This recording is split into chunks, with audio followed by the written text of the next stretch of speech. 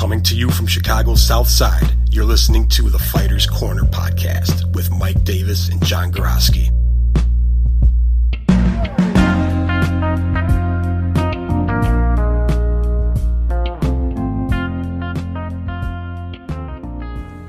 Welcome back, guys. This is Jon Gorowski, and with me is Mike Davis from the United Combat League. We have another episode of the Fighters Corner podcast, and today we were fortunate enough to get David Feldman, who is the president of Bare Knuckle Fighting Championship. Absolutely. You know, the thing about this interview is it's niche. It's something that's kind of a sideshow right now. But at the end of the day, this guy's from like a boxing dynasty, and rather than do like a real vanilla, hey man, how was your day type interview, we got real in depth, real nerdy, real quick, which is kind of what it is we do with the fight game. Yeah, it was a good interview, went well. I think he had fun with it too. I wish we could have a little bit more time with him, but it was great. I think it went really, really well. Yeah, it's one of those things where, man, I'm a fan. I'm a fan of combat sports. This is one of them. We hope you enjoy it. You know, even if you don't know what bare knuckle boxing is, it's a fun interview to listen to. The Fighters Corner is on now. Dave, warm welcome, man. Thanks for coming on. Thanks for jumping with us. You want to introduce yourself a little bit? Yeah, thanks for having me, guys. Dave Feldman, Bare Knuckle Fighting Champion. Really and truly the only legitimate state-regulated bare knuckle fighting organization in the entire world. And, we're trying to make some things happen this year. But again, thanks for having us, man. I really appreciate it. Helping everybody that helps spread the word is, it's awesome. So now, Dave, I'm actually somewhat of a boxing historian. And you come from a long line, like a really interesting lineage coming out of the Pennsylvania area. Do you care to tell everybody who your father was? Yeah, my dad's Marty Feldman, a Hall of Fame boxing trainer, trained 7 world champions.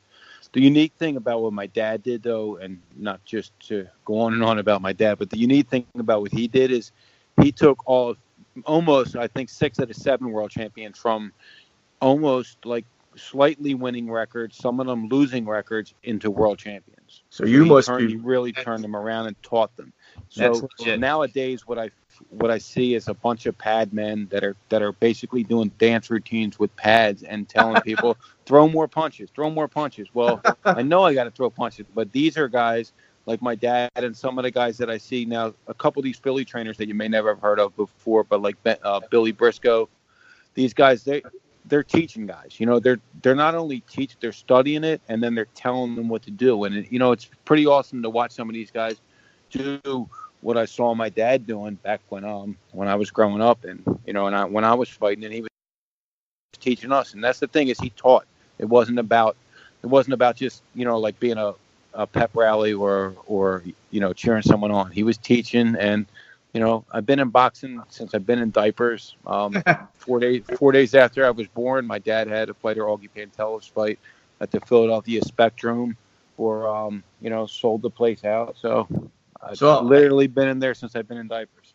So as a fan of boxing since my childhood, to one up you on your dad, I will also tell you that there are certain trainers out there that procure and bring fighters along, and then there's other trainers that poach talent from other gyms.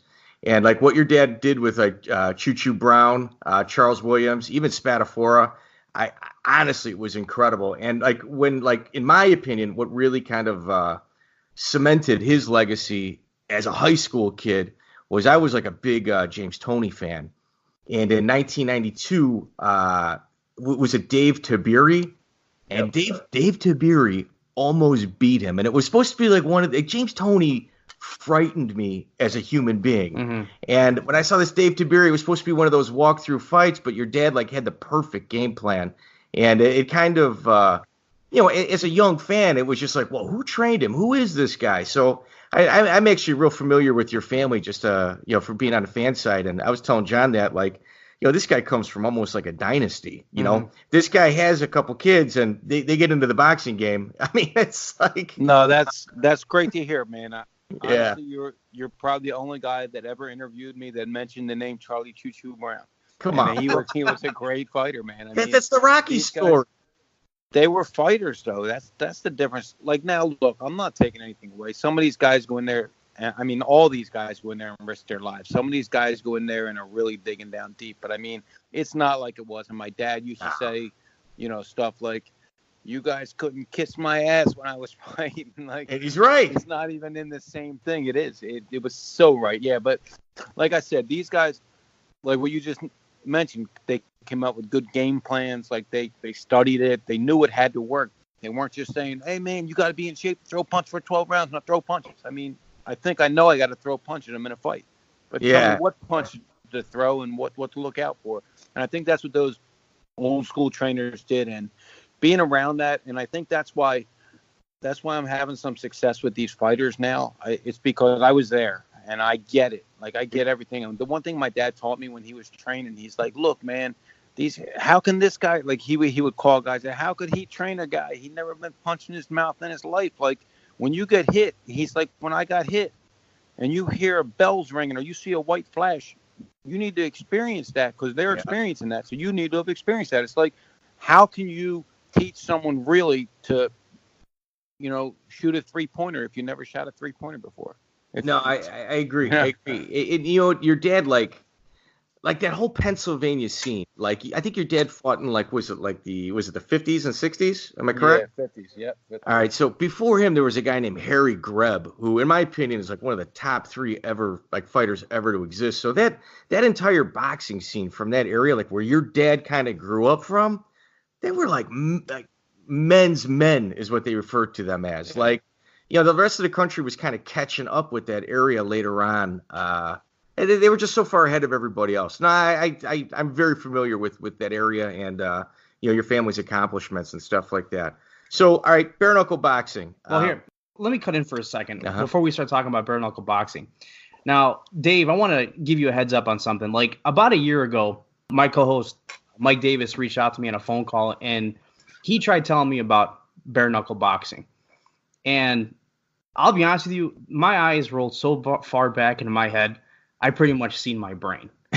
Okay. Yeah, he wasn't into it. Yeah. I didn't give 2 shits nor a fuck, whatever he was talking about. I didn't care. Then I get another phone call from him like 3 or 4 months later, still selling me the same thing. Come on over. Yeah, come on over. Let's see if we can watch a fight together. You'll like it. I'm like, I don't know. I just kept giving him the runaround. Eventually, he gives me a call, maybe about like 3 or 4 months ago, and he's like, that Bare Knuckle Fighting Championship that I was telling you about? I'm like, yeah. He's like, well, they signed a couple local guys. I'm like, well, who? Well, he said that they signed Tom Schoaf, which is a local guy for us that we grew up watching, and Jorge Gonzalez and Arnold Adams. Arnold Adams. Yep, so 3 guys that like we grew up locally. Like, I've refereed their fights, I've judged their fights. Mike's hosted events, mixed martial arts where they were combatants. They've all fought on it. Yeah, they all fought on it. So I'm like, okay, so now, David Feldman, you have my attention. Well, the interesting thing about it is, the selling point that I like to try to tell people is, all right, when the UFC first started coming along, and Dave, I think you see this vision. One, you're a boxing guy, but you also kind of see where combat sports is. It's a really good time for combat sports right now. And, like, it's oversaturated right now. It's UFC and Bellator and PFL. I mean, they're a bit oversaturated right now, so much so that boxing is actually making a visual comeback with the consumer right now. And that's something that was very difficult for both of us to imagine 5, 6, 7 years ago. And bare knuckle boxing has something that the UFC, in my opinion, has lost, and that's the oh shit factor. And when you're putting on fights like you are and doing tournaments and stuff like that, it brings people such as ourselves like, wait a minute, it brings eyes to the table. Yeah, like, what's going on here? Yeah. Yeah, that's what I tell everybody when I talk about bare knuckle boxing, when I talk about what we're doing with it. And I say, look, you may not like it. It's not for everybody, but for who it's for, it's really for them. It's unbelievable stuff. But what I'm saying is, I get reactions. Like, even if they don't like it, I get like, oh my God, no way. But that's where what I get like, holy shit, that is unbelievable. But I never get like, oh, you're doing a bare knuckle. You know, like I promote a lot of fights. I've been fighting forever, and I go, yeah, I got to fight. I'm promoting this Saturday. People go, oh, cool, good luck. I go, yeah, I'm doing a bare knuckle fight. They're like, what? Yeah. Holy, you know what I mean? I mean, it just fools them. What would you rather be, vanilla, a cookie cutter type organization, or would you rather stand out? And whether they like it or not, man, you're getting a reaction. And to me, that's like 95% of the goal when you're doing an event. Dave, you know, one thing I'm going to bring up too is that I don't think not a lot of people know about it, and this was actually new to me, is that bare knuckle boxing's been around since the late 1800s, right? Yeah, I have an old bare knuckle boxing belt. I'm like a pretty big collector. But yeah, it's been since the 1800s, but I believe it was over. Dave, did you do an event in the Arizona desert? Yeah, August 5th, 2011. Okay, so people claim that they've had the first bare knuckle bout on U.S. soil, like in Wyoming, but in reality, it was Dave Feldman. Am I correct with that, Dave? No, absolutely. I knew that was you. Look, I knew okay. that. Look, they can claim to do anything they want. This is all part of the story. I got sued by a million people who just want to, go after people that are doing things, and it turned out to be nothing, because at the end of the day, look, man, the proof's in the pudding. I mean, I did the first legally regulated and state-sanctioned bare knuckle fighting event really ever in the history of the world. There's never been a state-regulated or government-regulated organized bare knuckle fight ever anywhere in the entire world. It's crazy, because I kept saying since 1889, because that was the last recognized one. And then 1910, wasn't it? John Sullivan did one. Well, it was 1889 in Mississippi was really the last recognized one that they were doing, and it got shut down. So it was historical when we went back to Mississippi. It was really cool, but. Whatever it is, whatever the date may be, I mean, the thing is we broke. It was over 100 years. Barriers. We broke through so many barriers to get here, and it's unbelievable. Look, I'm not into the gimmick stuff. Like, there's a million gimmick things, and in all honesty, my brother is a great guy, and he's into gimmicks like celebrity boxing. Dude, your brother's awesome. I'm just not into gimmicks, man, and that's what I was afraid of. I'll be honest. At the first show, I was like. Sitting there like right before the bell rang, and I'm like, holy shit, now it's really showtime. Like, is this a gimmick? Is this going to be unbelievable? And I'll tell you, man, I promoted 300 MMA and boxing events in my career. Okay. I'm a fan, but I never right now, but I'm kind of like, just null to it now. I watch it every once in a while. I'm like, holy shit, that's a great fight. That's great. But I mean, you see so many.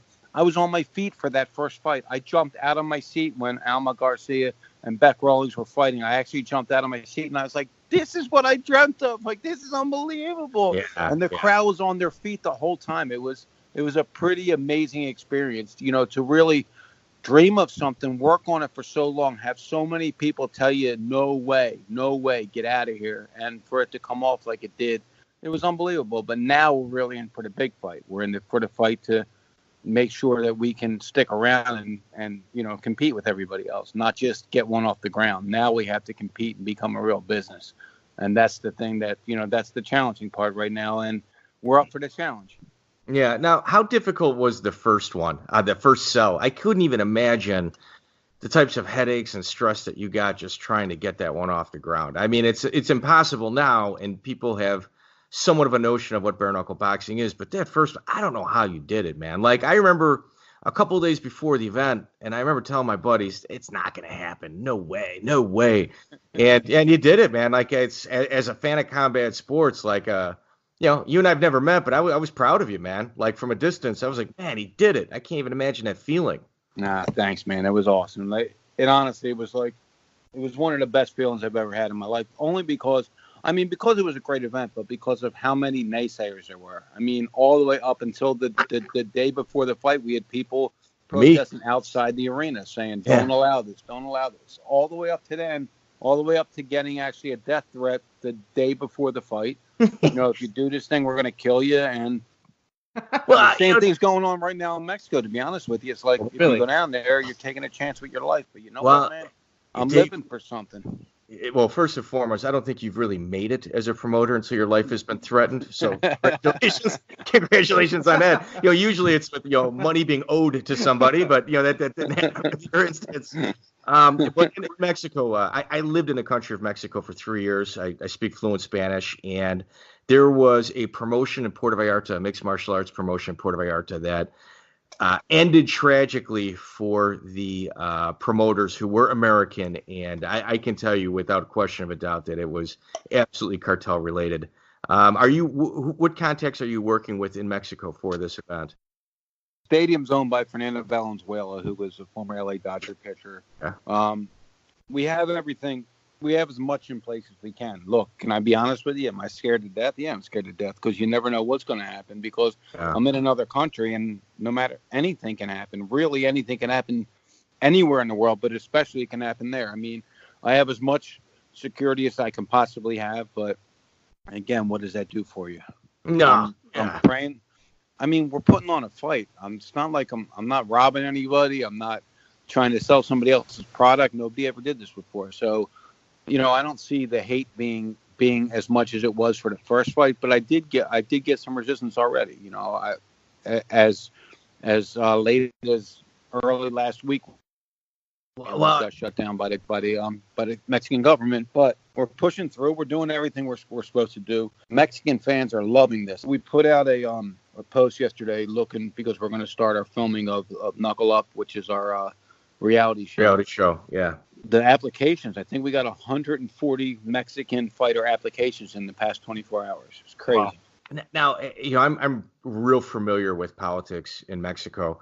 What kind of surprised me was the fact that you chose Cancun rather than like a border town that has hosted plenty of mixed martial arts and boxing events there. It's kind of almost a go-to for California and Texas. Tijuana? Yeah, Tijuana, and even Arizona when they don't want to do regulated events in order to kind of get away from, state sanctions. Why did you choose Cancun? One of the guys that the company that sells my product commercially to the bars and restaurants, his name's Nick Gagliardi. He has a company called G&G Events. And like I said, that's what they do. He has an office in Cancun. And he's like, you got to come down here to Cancun and do an event. So I flew down there and met with everybody, and they loved it. Like when I was showing them the product, first they were going like what everybody does, bare knuckles. And then I showed them the product, and they did what everybody else does. They're like, holy shit, yes, this is unbelievable. We need this. So in a translation, you heard sin guantes, no gloves. Yes, sin guantes. That's it. So Cancun, you're happy with the facilities and stuff like that, Dave? No, it's great. I mean, I have a good partnership with the stadium, which took a little bit of the scare away from me on that because they're eating that expense and we're doing a thing on the ticket sales. So it's working out very well that way. We have a great sponsorship with a hotel out there that just gave us 50 hotel rooms for our fighters, all-inclusive resort. So everything that way is lining up really nice. I'm just, I'm nervous about going down there and executing something in a different country as someone from another country would be nervous about coming to America and executing. You just don't know what to expect when you're not used to it. But I think we lined up everything right, and, we'll just do what we need to do, and we'll get through this event. We're going to the fights are unbelievable. They really, truly are. Yeah, I took a look at your card. I was impressed. Now, why didn't you stay in Biloxi? Like, are you just trying to expand your brand, or why? It's just I think it gets stale. I think it gets to the point where it's like you got to keep the novelty going. And if you stay in the same place all the time, the novelty's not there anymore. Yeah, the novelty needs to be there for different locations, and either March 22nd or April 6th, and we'll know that tomorrow. We'll be in our third legal state in the United States, which will be New Hampshire. That's good. That's actually really good. Hey, I'm excited about that, man. Like I was telling John before, we got this. Like, there was another bare knuckle organization out there. It was actually, I think, a local Chicago guy that did it. His name escapes me right now. I know he was bouncing checks before the event even started. Mm-hmm. Yeah. And so he came to my first event, gave me his business. Isn't that how it always goes? Isn't that how it always is? That's how it called me 3 days after and didn't say great show or anything. He said, he was Polish. He goes, you made a lot of mistakes. And I'm like, all right, cool.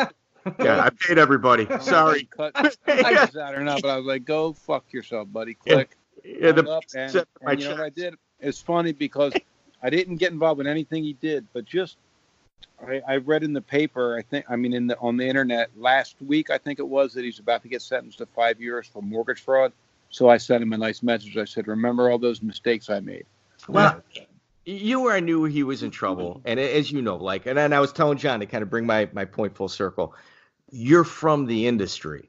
So it's when guys come from outside the industry. I had a heavyweight fight for me that eventually went to the UFC. His name's Mike Russo.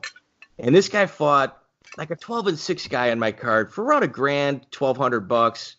And then his next fight was held by a bunch of guys that had never done an event before. Right. He fought a guy with a 500 record for $50,000.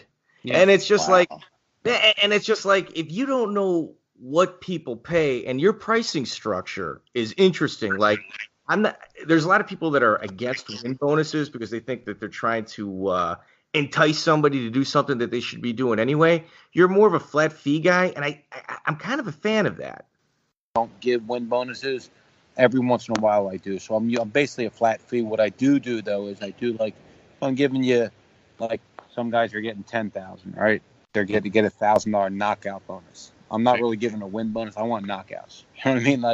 I don't want them coasting to a win. So I definitely, what happened is I paid decent the first show, and then the second show I paid a little less, and then the third show I had to pay more. I had competition that came in and started fucking with me with offering these guys crazy money. So we're gonna talk about that. And they didn't get paid. So it didn't even matter.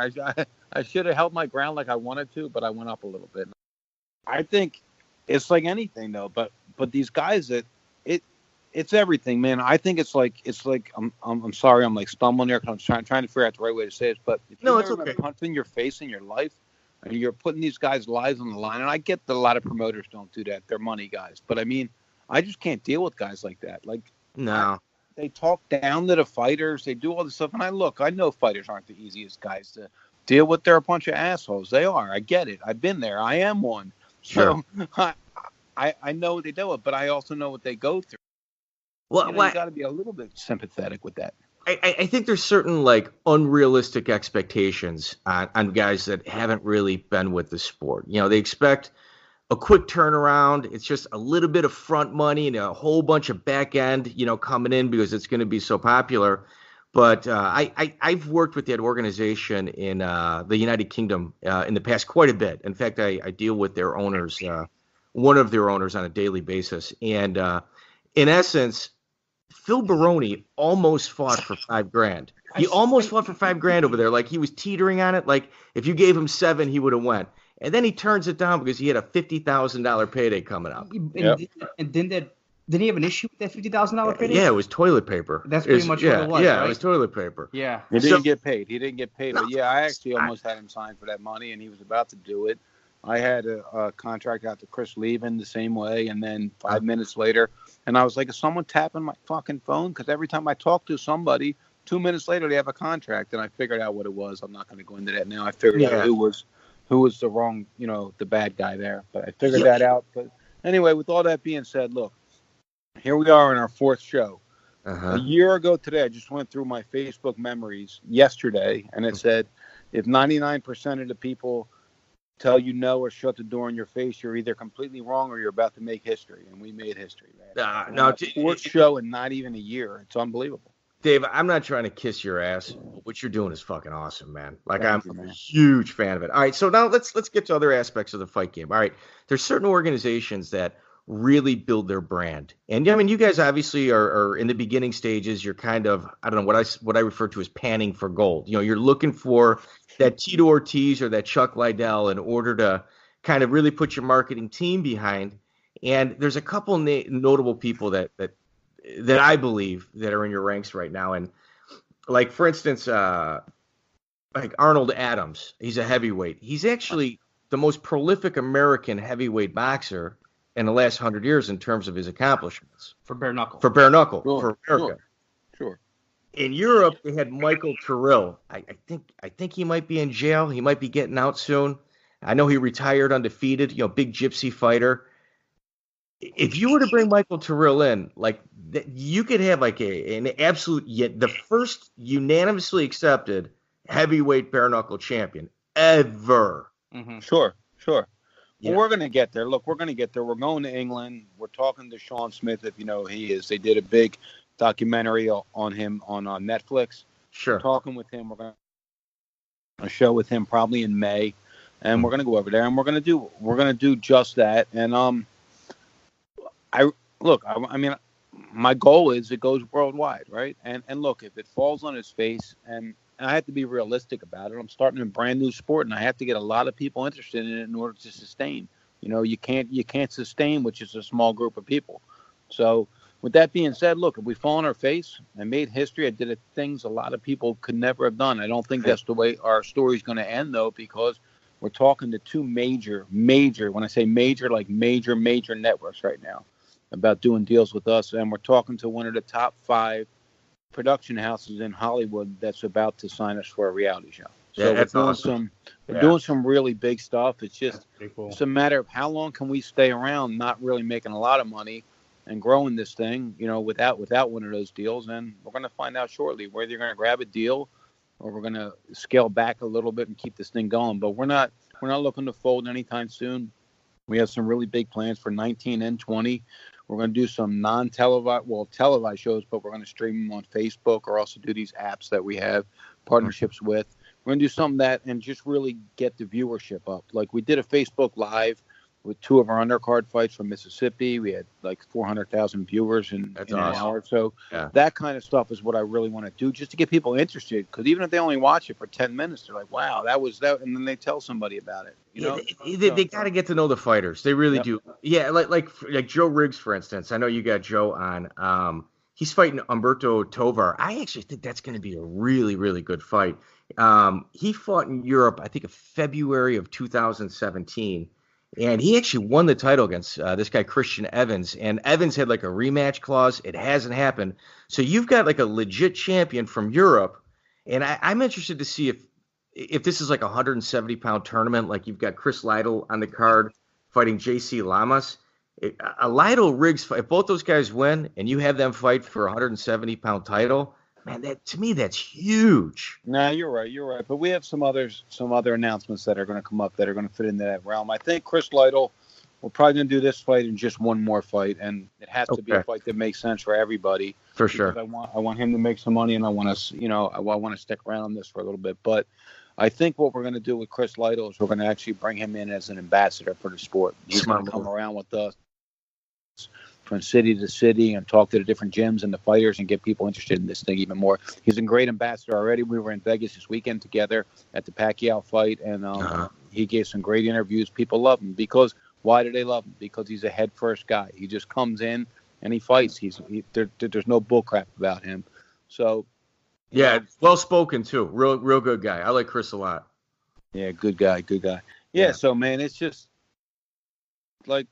You're right about everything, but the thing is, everything takes time, right? Yeah, it's got to make sense. The fighters, that takes time. Yeah. Everything takes time, and it's just we're gonna do things a little different. We're gonna do our 2 or 3 pay-per-views this year, but we're also gonna do 4 or 5 shows, like I said, streaming online or whatever that may be. And if we get one of these deals that we're really close to getting, I think everybody's gonna be like, holy shit, how did they do that in less than a year?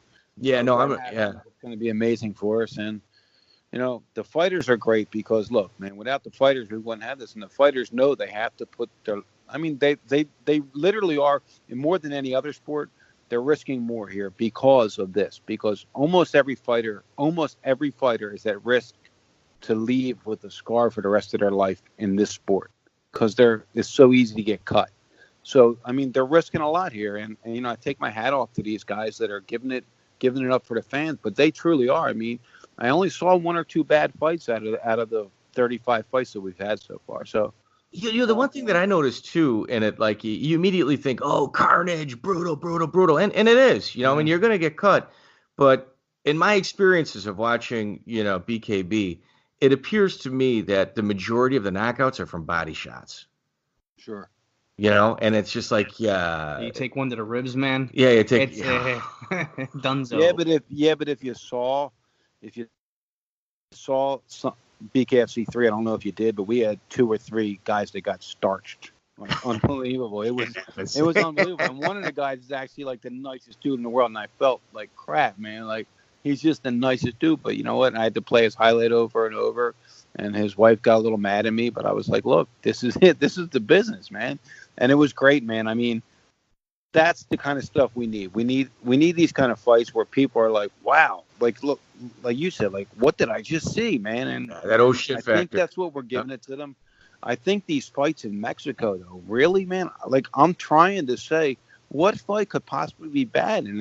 And I'm going to knock on wood because I don't want to jinx it, but I think every fight is fight of the night candidate. I mean, the Mexicans, you know, they're not going to lay down in front of their fans. You know, they're not laying down. They're coming to fight. No, and and even if some of the Americans are a little more skilled than them, these Mexicans are coming to bang, man. It's going to be unbelievable. Well, you being a boxing guy, when somebody says he's a typical Mexican fighter, all that means is he's got a giant heart. He's willing to die in the ring, man. Yeah. And, you know, you've got half the card filled with that.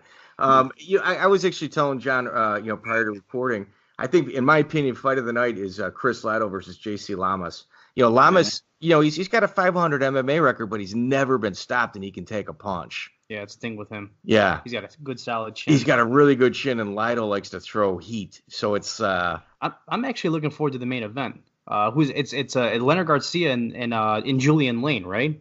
Yeah, that's my fight of the night candidate. Right okay, so that's the one I think is my fight of the night. Julian again, I got Beck Rawlings, who was I'm a fan. She'll make an easy fight look hard and a hard fight look easy. I mean, she's always in a tough fight. So, I mean, that could be fight of the night. And then you have, like you said, Chris Lato, you have Joe Riggs and Rudo Tavar. That could be the fight of the night. I mean, Sam Shoemaker is fighting a big Mexican that's coming to Rumble. That could be fight of the night. Who knows? But, I mean, isn't that great to say that all these fights could be fight of the night? Like, that's a great card. No, they're matched good, man. Like, you've done a really good job. Even looking at the pay-per-view side of it, I mean, like, I looked into it, and it's only $30 for the pay-per-view. Is that right?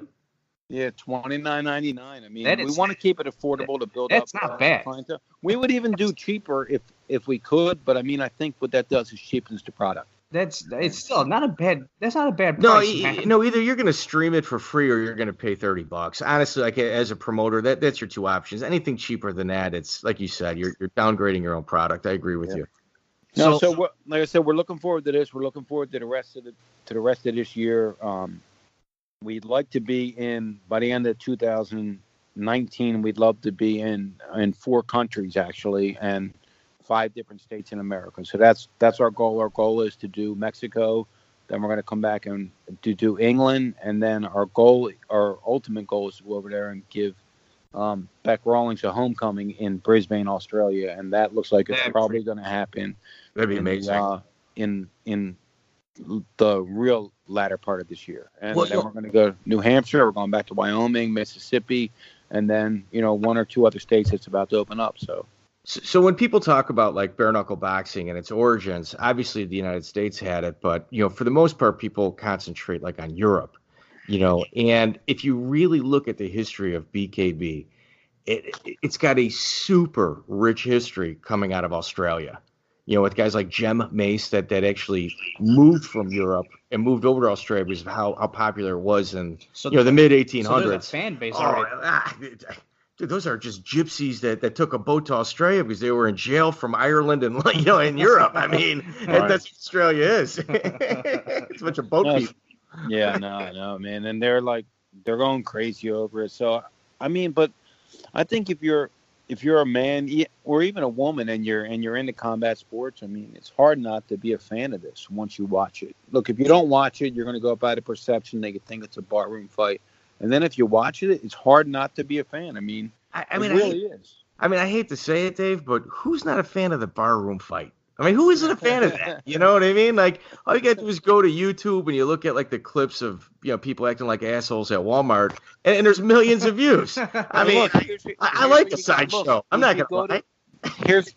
Let's even take it up one notch. You go to a professional boxing match, a world championship boxing match, and 2 guys getting a fight in the stands. Everybody watches them guys fight and not the ring.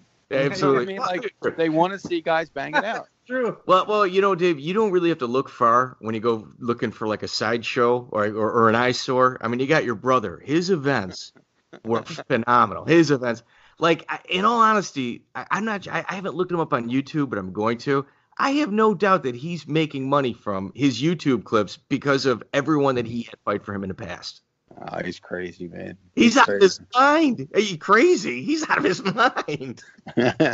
He is. He does his thing, man. But is he still doing? Is he still doing like the celebrity boxing? Yeah, he's doing celebrity stuff. I mean, that's his niche. So, like you said, he finds a way to make money, and he does it. So, hats off to him. The guy had Octomom versus Tan Mom. I was in. I was in. Octomom versus Tan Mom. He had everybody in the world fight. He had everybody in the world fight. So. Howard Stern, he's been on there. Dude, no, your brother. It's really easy to kind of look at somebody kind of blow them off. But look what you're doing. You're doing bare knuckle boxing. When you first started doing it, when you did your event in Arizona, how many times did people just kind of look down on you, look down their nose at you? And meanwhile, what you're doing not only is special, but it's a niche market. Look at as big as MMA or boxing right now. Maybe not. But at the end of the day, it's going to have a large foundation where you can build a company, live off it, or sell it. I mean, you're right. It's like you're in a good position.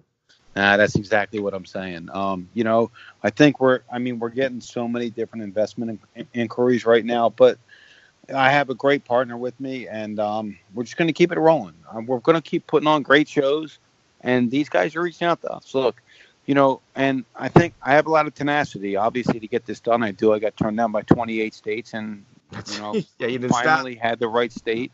But I called one of the biggest networks in the world this week. I called him 10 times. I couldn't get in touch with him. I finally got in touch with him. HBO, the president of HBO. I called him, and we talked. And he was about to hang up on me in the first 3 seconds. And about 4 minutes later, he told me to give him a call in 60 days. So I was like, I know they got out of boxing, but Real Sports. This would be a real interesting segment for that Brian Gumbel program. Real Sports. Dave, what is Nevada told you, or California? I know like Nevada's the fight capital, has a fight capital of the world. Like, what's the thoughts on like maybe doing an event in Vegas, like in front of a crowd like that? I mean, obviously, we're definitely going in front of the Nevada Commission very shortly. We already sent them all our materials, so we're waiting to hear back from them. Again, it's just about putting on a little bit more fights, a few more fights, and getting people to understand what it is. Because right now, a lot of people don't know who we are yet. A lot of people in the fight community have heard of it, but they've never really watched it, or they've heard bad things about bare knuckle in the past. So, and then these guys didn't pay anybody, put another black eye on the sport. But we're coming out of that, and all we do is we just show up and we keep talking to the right people, and we're going to push this thing through. It's going to get major. I think it's going to get major, and if it doesn't, look, man, I'll tell you what, it was definitely not from a lack of effort or anything else. You can't erase your name from the history books either. I mean, at the end of the day, you're only as good as what's on your nameplate out in front of your at your burial plot. And right. That's it. At the end of the day, you got to leave a legacy, and you've done that. And now it's just you hit the ball. You got to see how far you can go. One of the fighters from Europe that I'd really like to see compete once you guys establish, and like you said, it takes time. 170-pound weight class is Jimmy Sweeney. But I think, honestly, if you put a Julian Lane or a Chris Lytle in with Jimmy Sweeney, I think he beats the hell out of Jimmy Sweeney. Yeah, I think Jimmy Sweeney's good. Don't get me wrong, but he was only an amateur fighter. He was never even a professional fighter. Yeah, he went to jail. He made the Ireland Olympic team, and then I think he got in a bar fight, went to jail for a few years, and his replacement for the Olympic team was Andy Lee. And he's got wins over Andy Lee. But, like you said, Julian Lane beat him. I know he was out of shape. I think his biggest thing is what kind of shape he comes in. I cornered Shoney Carter. I trained Shoney Carter first fight against him, and it was the first time he went 5 rounds. It was good. A real good experience. Dave, I'd probably consider myself like a novice up to the sport, and I'm probably not alone when I say this, but like you guys, and I think I represent a good population of new fans to the sport as well. Let me ask you a few questions about the sport, like how it's put together. What weight classes do you guys follow? You guys follow the traditional boxing weight classes, or is it the MMA weight classes, or are they something like in between? Like we're kind of doing in between right now. We're only really focusing on like 8 weight classes and we'll see if we need to build from there. But I don't want it to get oversaturated where there's 22 different weight classes and you're getting confused and everything. We don't need that in this sport. No, I agree. We're going to stick with about 8 different weight classes. Right now, our lowest one is 135, but I'm sure we'll go to the 122, 125 pound area. Don't do it. But do they follow the same limits as boxing, or is it like more closer to MMA where it's like 185 is middleweight, 170 is welterweight, 155? No, we're at 10 pound weight differences. Okay. 10 pound. Pretty much on all the weights. We're pretty much going up to 10 until you get up to 185. Then it goes to 200. Then from 200, it goes to 225. In some states, and with us, we just go, if you're over 205 pounds, you're a heavyweight. Okay.